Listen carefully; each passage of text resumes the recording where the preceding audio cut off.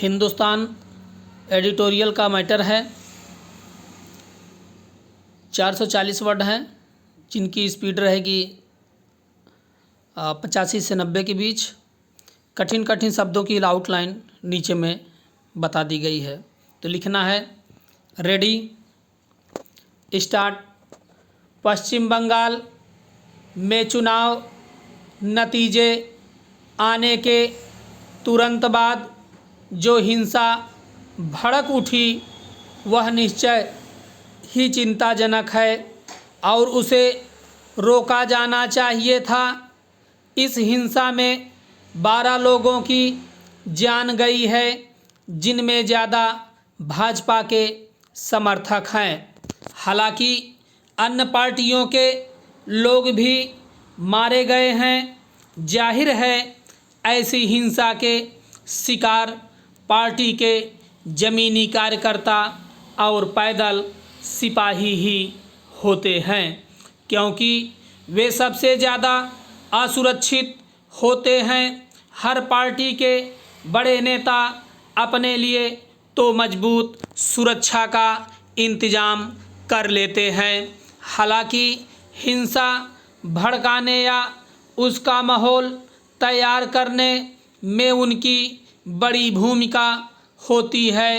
इन चुनावों के बाद हिंसा होना बहुत तय माना जा रहा था, क्योंकि पश्चिम बंगाल में राजनीतिक हिंसा रक्त रंजित इतिहास है और ये चुनाव आक्रामक और जहरीले माहौल में लड़े गए थे।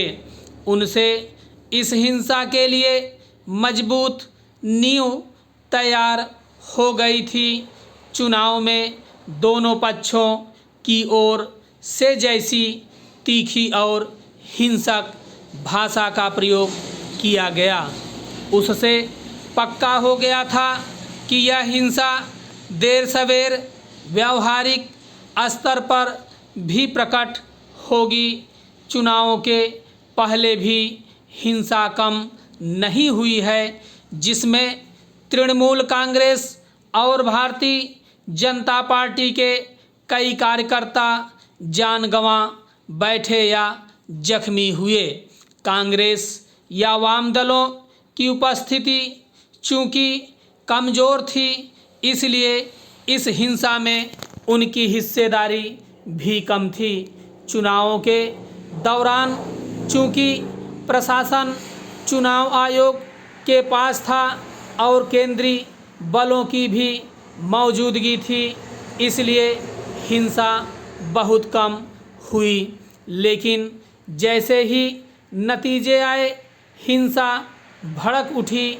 लेकिन ममता बनर्जी का यह तर्क सही नहीं है कि इस हिंसा को रोकने की जिम्मेदारी चुनाव आयोग की थी, क्योंकि जब चुनाव नतीजे आ जाते हैं और यह तय हो जाता है कि सत्ता किसे मिलने वाली है, तब प्रशासन भी यह समझ लेता है कि अब उसका स्वामी कौन है और किसकी बात सुननी है।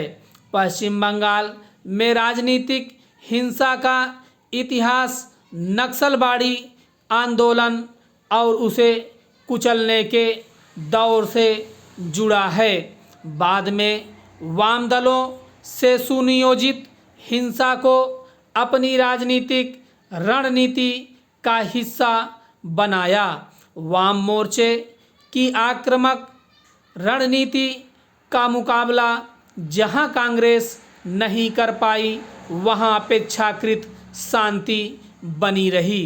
फिर कांग्रेस के जुझारू नेता ममता बनर्जी ने पार्टी छोड़कर अपनी नई पार्टी बनाई और वाम हिंसा का मुकाबला उसी आक्रामक अंदाज में करना शुरू किया।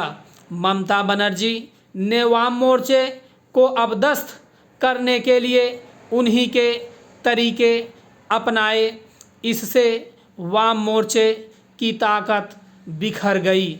उनके कुछ लोग नए सत्ता तंत्र का हिस्सा बन गए कुछ लोग। नई उभरती हुई ताकत भाजपा के साथ हो लिए।